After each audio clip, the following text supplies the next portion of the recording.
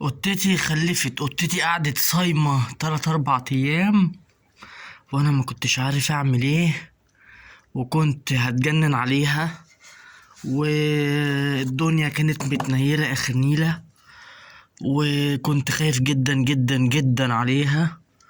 وزي ما انتوا شايفين كده اللبن ما شربتش منه حاجة، والزبادي ما شربتش منه حاجة.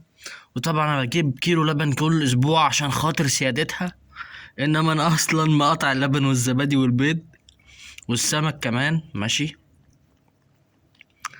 بس وطبعا زي ما انتوا عارفين اللي هو الافرازات اللي بتنزل من القطة بعد ولادتها امها بتاكلها، وحاجة كده عاملة زي الكبد برضو امها بتاكلها ماشي. فانا كنت متوقع انها حامل الصراحة، ولكن انا قلت برضو في قطط تخينة، و طبعا القطة دلوقتي بتنضف نفسها ماشي. بس انا كنت متوقع والله ان هي آه، كنت متوقع ان هي حامل، لانها قعدت مدة طويلة قوي صايمة، او بمعنى اصح ما بتاكلش خالص ماشي. فانا توقعت انها حامل يعني ماشي. مش تخن، لا توقعت انها حامل ماشي. بس وطبعا صيامها الاكل قصادها، مش طايقة ريحة الزبادي ولا طايقة ريحة اللبن ولا بيض ولا اي حاجة. وطبعا انا اضطريت ان انا اجيب الحاجات ديت، اشتري الحاجات ديت عشان خاطر القطة ماشي. ان انا بحب الحيوانات جدا وبحب الاعتناء بيهم جدا، ايا كان بقى هيكلفني الموضوع مش مهم. المهم يعني وعلى فكرة القطة دي انا مش شاريها ولا واخدها من حد متبنيها. القطة دي كانت في الشارع، وكانت بتتعامل مع الناس كانت الناس بتعاملها معاملة سيئة جدا جدا جدا. وصدفة لقيتها قصاد مسكني، برضو مهتمتش صراحة، وكملت طريقي عادي يومين 3 وطلعت وانا طالع في العمارة احد الاماكن اللي انا ساكن فيها يعني. لقيتها واقفة قصاد باب وعمالة تنونو، فحاولت اشيلها، جريت مني على فوق. المهم انا سبتها وفضلت وراها، وبعد كده رحت فتحت باب شقتي بسرعة، وبعد كده لقيت القطة، قعدت بصبص لها وانا جوه في الشقة لحد ما دخلت الشقة، ورحت فاتح الباب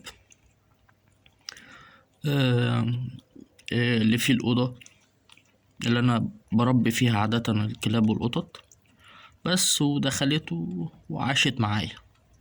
فانا بحب الحيوانات سواء قطط كلاب، بحبهم جدا، بحب اعتني بيهم جدا،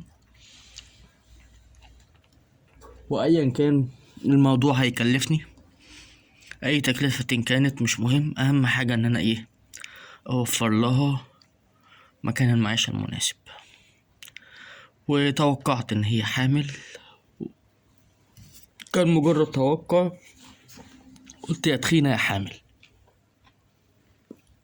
ولكن لما فضلت مدة طويلة حوالي يومين 3 4 ايام صايمة، بمعنى أصح ممتنعة عن الأكل والشرب، حتى المية مبتشربهاش، عرفت إن هي هتولد. بس ودلوقتي أنا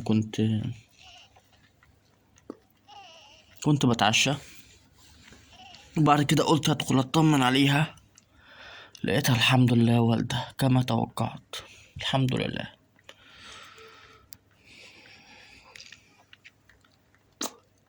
بس هي جابت بيبي واحد بس، طبعا معرفش هو لسه معرفش هو ذكر ولا انتاية ماشي.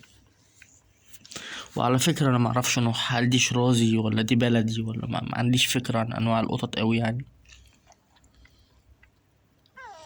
ولكن انا بحب القطط جدا جدا جدا وبحب الكلاب جدا، بس بحب القطط اكتر لان الرسول صلى الله عليه وسلم آه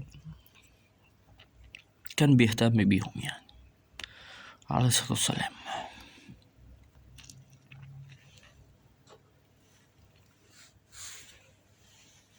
انا اعتقد ان القطة كلت الجلد اللي خرج مع الجنين، ماشي، وكلت بقى وخدت كل الافرازات والحاجات ديت، وهي طبعا بتنضف دلوقتي مكانها، ماشي، واي حاجة آه، طلعت معاها زي الحبل وكل الحاجات ديت كلتها طبعا.